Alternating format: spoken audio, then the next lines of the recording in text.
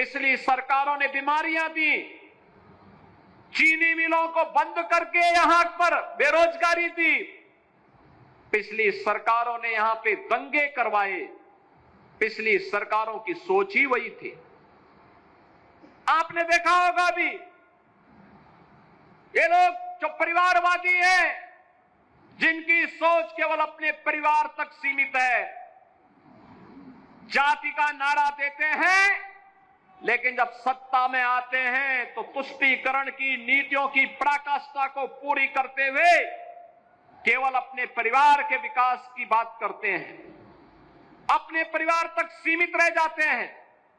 आपने देखा होगा जब 22 अप्रैल को पहलगांव में पर्यटकों पर हमला हुआ था, आतंकी हमला हुआ था, समाजवादी पार्टी के नेताओं के बयान किस किस प्रकार के बयान आते हैं, ये पता लगाने में ही कठिनाई होती है कभी कभी कि ये समाजवादी पार्टी के नेता बयान दे रहे हैं या कोई पाकिस्तान का प्रवक्ता बयान दे रहा है।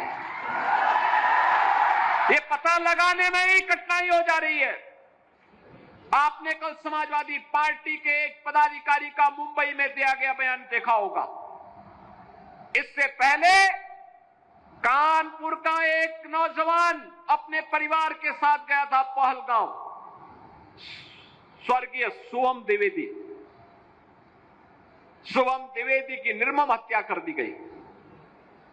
जब पत्रकारों ने समाजवादी पार्टी के अध्यक्ष से पूछा कि आप समाजवादी पार्टी आप वहां क्यों नहीं गए, तो उन्होंने कहा कि हमारी पार्टी का थोड़े था।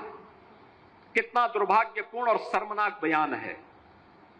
बहनों और भाइयों, देश की संवेदना होनी चाहिए अपने नागरिकों पर। पूरा देश पार्टी लाइन से ऊपर उठ करके एक साथ इस घटना की निंदा कर रहा है और समाजवादी पार्टी के लोग इस प्रकार का दुर्भाग्यपूर्ण बयान देते हैं, इस प्रकार का दुर्भाग्यपूर्ण बयान देते हैं। पहलगांव की घटना में उनका एक राष्ट्रीय महासचिव बयान देता है, कहता हिंदू ने हिंदू को मारा है, यानी पाकिस्तान को क्लीन चिट देने की कुत्सित चेष्टा। उनका एक सांसद उससे भी घटिया स्तर का बयान देता है।